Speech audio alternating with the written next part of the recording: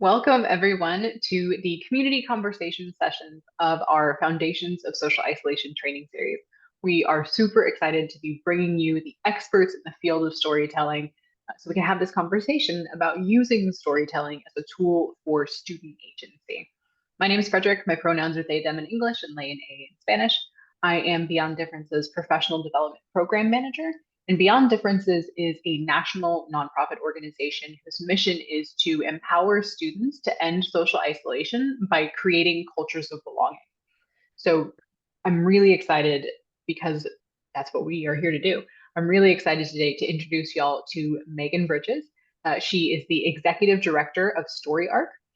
Meagan serves as Executive Director of a small Midwestern nonprofit, StoryArk, and their mission is to empower, uplift, and amplify youth voices through the art of storytelling in various forms. As a former elementary classroom teacher, Meagan brings over a decade of educational experience to her role at StoryArk, recognizing storytelling as a powerful educational tool and working alongside students to build storytelling skills in and outside the classroom. Meagan, thank you so much for being here with us today. Thank you for having me today. Excited to dive into the conversation. Yeah, me too. So our goal with this storytelling series is to build student agency and create cultures of belonging. And so we wanted to do that by talking with different practitioners and different organizations in the field of storytelling to learn more about how we can use storytelling to build student agency and social isolation and create cultures of belonging. So this is really an opportunity for us to learn from you. And we wanted to spotlight the work that you're doing and share it with our community. So to start with, I would love for you to share a little bit about you and your work and what storytelling means to you. Yeah. Well, again, thank you for having me today in this conversation. Excited to share more about my work at StoryArk and StoryArk's work throughout the years. So again, my name is Meagan Bridges. I use she, her pronouns. And I've been with StoryArk for a few years now after transitioning out of the classroom, after being in the classroom for about a decade. And StoryArk's mission is to empower, uplift, and amplify youth voices. And we do that in a variety of ways. And those ways have shifted throughout the years as young people's needs have also shifted throughout the years. So we do in-school, after-school, and summer programming, pushing into the classroom to do storytelling methods and means with young people, after-school programming, utilizing storytelling as a means to create change, and then summer programming, bringing together young people to utilize storytelling as a means of creative outlet, as a means to build empathy and understanding, and as a means to dream and escape, which is something that we've seen a lot of uptick in the last few years, given the circumstances of the world and what young people are navigating, really utilizing and using storytelling as a means to dream and to escape and to imagine these different worlds that they want to see or they want to exist in. And so, like I said, our work has shifted and changed over the years as the world and young people have shifted and changed over the years. One of our first pieces that really kicked us off was podcasting and the power of podcasting for young people to have their voices and their experiences heard, particularly through narrative podcasting. So a way for young people to dive in and create these worlds based off of their experiences, and create a safe way to explore and share some of their personal experiences through different narratives created. So I'm sure I could go on for a lot of time to talk about the specifics of what our work is and the different programs and whatnot. But again, to summarize, really empower, uplifting, and amplifying young people's voices in different methods of storytelling. Those traditionally over the years has been through film, through podcasting, creative writing, songwriting, visual arts, and more. And so really also recognizing that storytelling takes different forms.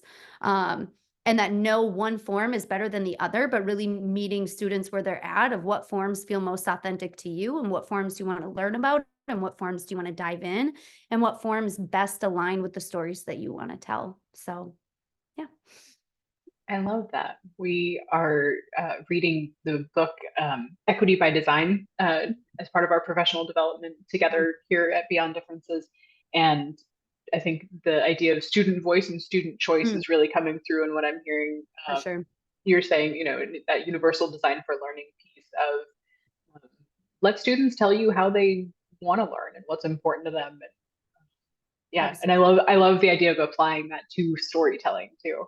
Yeah, yeah. And I'm sure we'll dive into that a little bit more throughout this conversation, right? But I think a lot of times as adults or as educators or whatever hat that you're wearing, programmer, youth worker, we often exist in spaces with young people where it's our role to help guide and inform and teach and educate, right? And oftentimes I myself, and I've seen so many adults struggle with not giving that space for young people to say what they want, what they need, and that space for them to um, create the conditions and the outcomes that they want and that they need. So definitely align with what you're saying there. Yeah, and you segued us perfectly into our next question, which is how do we empower students to find and gain confidence in their authentic voice and story, kind of as a foundational skill for building storytelling skills? Yeah. I think a lot of times we think about the technical skills of storytelling, right? How we format a story, the message of our story. I can go on and on about the technical skills, but what we need to focus on, or what I've seen helps to even get to those technical skills, is really first focusing on how do we build up that authentic voice of young people. And so a couple of things come to mind as you ask that question of how do we empower students to find and then gain that confidence in their authentic voices. One of the pieces that we really pride ourselves in is being student initiated, student led. And so what that looks like and what that means is co-creating safe and brave spaces alongside young people. So not creating spaces for young people, but alongside them and really co-creating. So we work with our participants, we hire on our participants to also lead our programming and facilitate a lot of our programming, to recognize that if we're going to be in space with young people, we have to co-create that space for young people and not say, this is what you need out of our space together. This is what you need to learn in our time together. And these are the stories that you need to tell in this space. But really opening up that space and adults really being the supportive guides, but young people really taking the charge and the lead of co-creating the space that they want, that they need. And so as I think about that, I also think the importance of recognizing the unique skills and strengths of young people, not prioritizing and not naming, here's what makes you successful, here's what makes you a great storyteller, here's what, this rubric of storytelling or this rubric of success.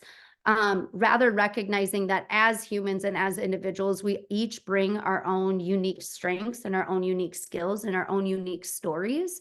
And so how do we create a space where those stories, strengths, and skills can come to light authentically?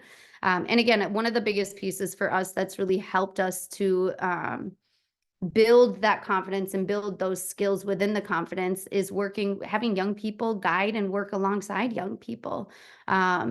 Most of our programming is facilitated, planned, led, implemented, all of the above, by former participants who we hire on as part-time staff. And so again, really allowing them to have the agency to create the spaces that they need. And I think authenticity is a key piece of agency, right? And agency is a key piece of authenticity too, allowing, encouraging, and creating space for students to have agency over their own narratives, agency over the stories that they tell, agency of how they tell those stories, rather than us putting our own lens or our own judgments or our own values on what stories they tell, how they tell them. And so on. And so I really think in order to build and gain that confidence, to tell their authentic, to find and tell their authentic voice and stories, it's really co-creating that space where they can recognize what skills and strengths that they hold as unique individuals, and how do we harness those unique strengths and skills to create narratives that are authentic to who we are, our unique experiences, our unique opinions, voices, skills, etc. Oh, I love that. And I have to imagine that having students in this space, having young people in this space be supported by and kind of mentored by and guided by their peers in that process is really powerful. Yeah, and it's this co-learning space, right? It's a space where our young people who are leading young people are learning themselves. It sometimes a lot of different skills in terms of like our young people that are in the programming are learning these like soft storytelling skills and collaborative skills and relationship building skills and finding your authentic voice skills, etc. But our young people that are leading that too are also learning about their own voices, their own skills, their own strengths, their own areas of need and progression and whatnot. So it's a really cool learning dynamic of this give and take. And also it's just so powerful to be in space where young people are facilitating and co-creating with young people. And then our jobs as adults is like, okay, what's feasible, what's not feasible, and what tools and materials do you need to make this happen, and what support do you need to make this happen? It's not our job to go into those spaces and say, here's what you need to create, here's the stories that we're going to tell, here's the tools that you have, and here's your deadline. It's really young people coming together to create what they want to create, which is really powerful. Yeah, absolutely. I definitely encourage you and any of the educators on this call, if you have young people in your life, age um, like eighth grade through 12th grade, our national team board is always accepting applications, and it is a great opportunity for students to be able to use their storytelling skills in a way that is pretty unique in that they're actually writing curricula that is instructed in schools around the country. And so we'll definitely be in touch more about that, about that, Megan. I just got lots of ideas happening. Um, Absolutely. I'd love that. Thank you. yeah, absolutely. So one of the things that you spoke about was um, kind of not assigning a hierarchy to Mhm. the skills and stories that students are sharing. So, and for me, that sounds like one of the ways that we can build trust. So, Mhm. what are some other tips you have for us on building trust with diverse learners Mhm. to create spaces for their stories to be created and shared? Yeah, I think one of the first steps that has to be addressed when we're talking about building trust with diverse learners is first recognizing the ability and commitment to recognize the harms that systems have created for many learners, but in particular, oftentimes our diverse or most marginalized students that are in the education systems. And I think that's the first step of progressing towards building trust and building relationship with our learners is first recognizing the harm that systems have created and continue to perpetuate with diverse learners. As educators, I think that requires us to address our own biases and name those biases, and also be willing to work through those, and also address and name how we have continued to perpetuate harms of systems or harms of biases of our diverse learners. I think that's the first step before we can even talk about like what are the strategic skills and things that we can implement. First, we have to be committed to the learning and the work that it is put in to address and recognize the harm of our system. So I think that's the first piece for me. And I think of systems as a whole, and even just our own educational practices and systems in our classrooms or in our programs, or in the youth work that we do as a whole. So that's my first, the first piece that's really been transformative for our work, or even my work, to be quite honest, in the classroom, and then transitioning outside of the classroom, is recognizing the harm of the systems, and then how do we address that harm? And that's a whole different, that's a big ball field that we could dive into, but I think that's a bigger conversation and a different conversation. So that's my first stop and first step of building trust. Once we've identified and we continue to commit to learning and addressing and undoing that harm, right? Because that's not just a one-stop shop that okay, I did the learning, now I can keep going. That is a continual commitment that we have to make as educators, practitioners, youth workers, et cetera. So as we are continuing to commit ourselves to that work and to that learning and undoing that harm or addressing that harm, et cetera, I think the next piece is going back to the last question that you asked is, how do we co-create space with those diverse learners? Oftentimes when we see sometimes the biggest gaps in learning or in need or in tools, etc., it can be really easy for us to go into spaces and say, okay, here's what we got to do. Here's what you need. Here's how I can help you. And oftentimes that can continue to perpetuate these systems of harm for young people. And so how do we authentically co-create spaces with young people, particularly our diverse learners, to work with them to identify and pull from them, what do you need? What do you want? And what do you want to see?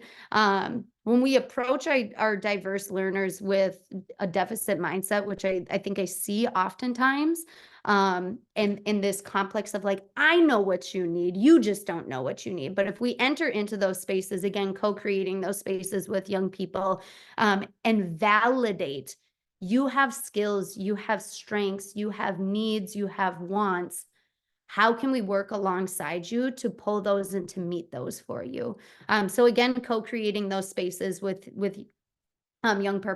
young people, sorry, and particularly our diverse learners, and encouraging them to voice what they want, what they need, and what they want to see in the stories that they want to tell.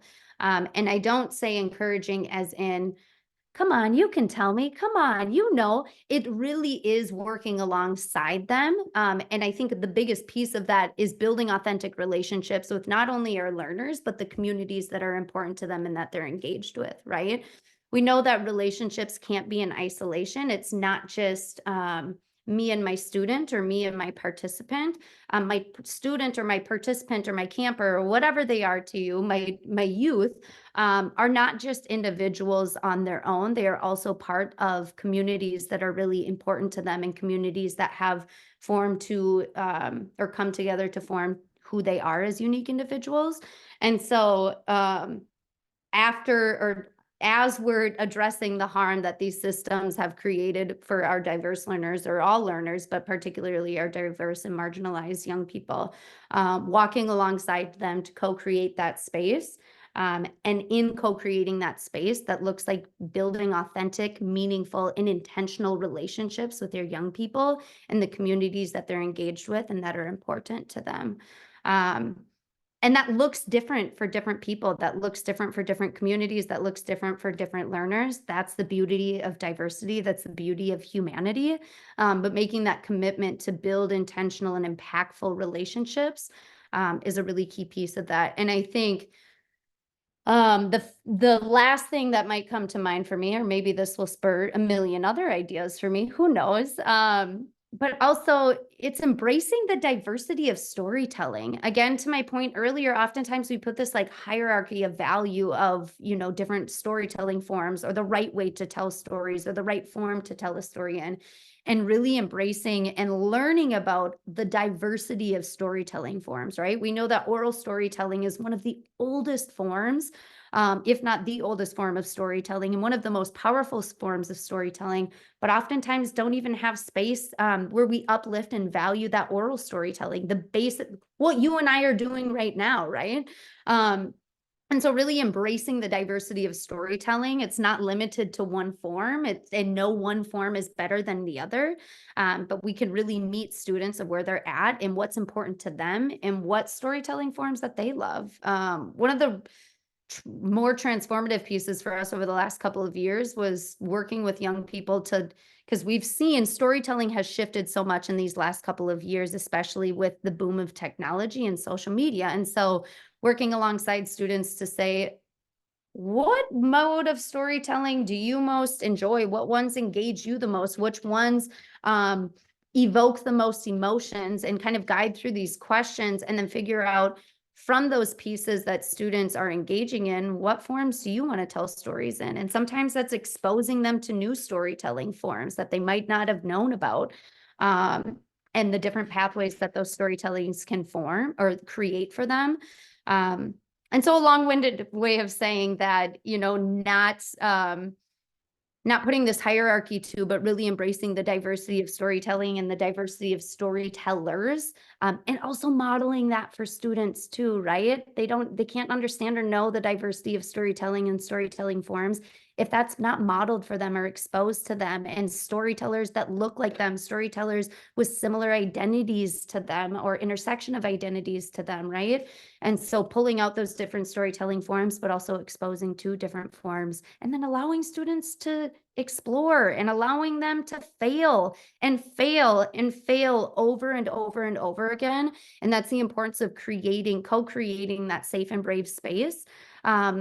And I say safe and brave intentionally because we need a space where that's safe enough for students to fail, and also a space that's brave enough that they are able to step into that failure and recognize that that failure does not mean the end. That failure means that we're continuing to learn and to grow.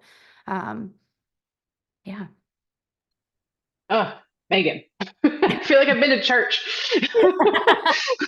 Well, thank you. Oh, Maybe that's my no. next career. There's just so many different pieces of what you were saying that really resonated with me. And one of the storytelling skills that I'm working on is just being a better listener and kind of being Mm, an embodied listener.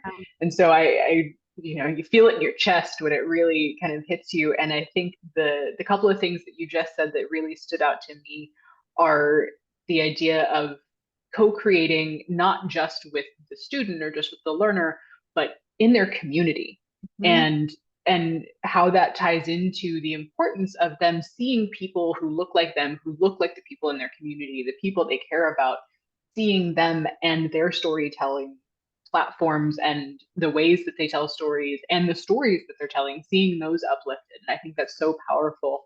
The other thing that you said that I wanted to make sure and highlight was the how damaging it is to be coming at students. And I think this is not just for storytelling. I think this is any kind of education or dealing with young people in any capacity, but coming at young people with a deficit mindset.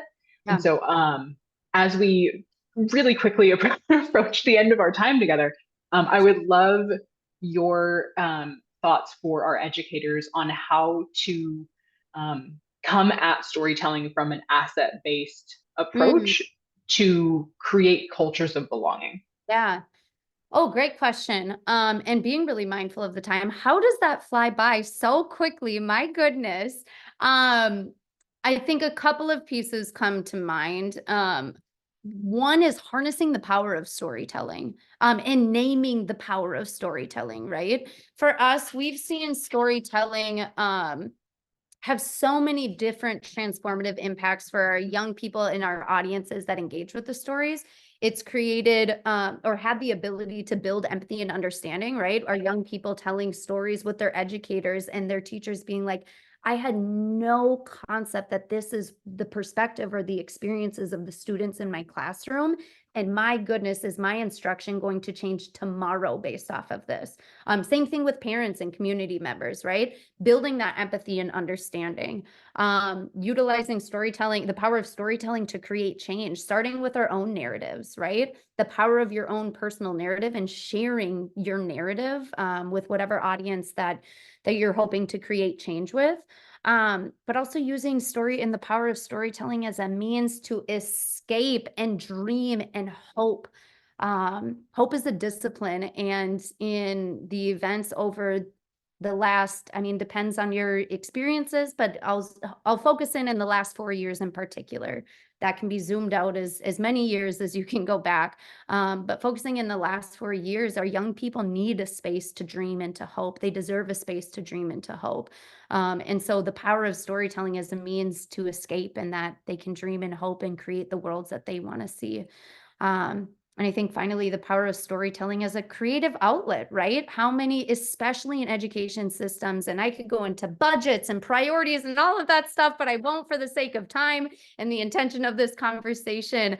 But the importance of having a creative outlet is huge for all folks, but particularly our young people who are really focused on these skill buildings in terms of math and literacy and the sciences, et cetera. Having a space where they can just create, and there's no right or wrong way to create. So I think the short version, or my short answer for you, is focusing in on the power of storytelling and the transformation of that power of storytelling. And I will do a little bit of a shameless plug here. If you would like to learn a little bit about the power of StoryArk storytelling, working alongside young people, you can visit our webpage at StoryArk, StoryArk.org. We completed a ripple effect mapping study a couple of years ago with the University of Minnesota that outlined, I think it's 6 or 7 impacts of storytelling, from building impactful relationships to cultivating a sense of voice and pride and empowerment to creating accepting space for self-expression. It's a really fascinating study if you're into studies like that. But I think, again, just to summarize, the power of storytelling as a whole. Uh, Thank you so much, Megan. It has been absolutely wonderful to have you here. I do definitely want to give you a chance if you have any events coming up that folks should know about, if you want to share your contact information with folks. Any final thoughts before we say goodbye? Yeah. Yeah, any last words? Oh, so many, but I would shorten it as this: believe in our young people, hope for our young people, recognize the power of our young people. Don't put the pressure on our young people. With that power, allow them to be humans, allow their humanities to come out in the stories that they're telling, or allow them to be silly and goofy, because guess what? They're kids and they should. But I would be happy to connect with anybody that would love to connect or learn more, or hear more. I can be reached at mbridges, BRIDGES, at StoryArk, StoryArk.org. Again, mbridges at StoryArk.org. You can visit our webpage at StoryArk.org. I'd be happy to connect with anybody that would like to connect to learn more. Thank you, Megan. Yes, hope Thank is you. a discipline. Your budget tells you what's important to you. Kids Very need to true. play. Humans Yes. need to play. So true. So true. Oh, So thank you again for having me in this conversation. It's been a joy. thank you. Thank you so much. We super appreciate your time. Thank you.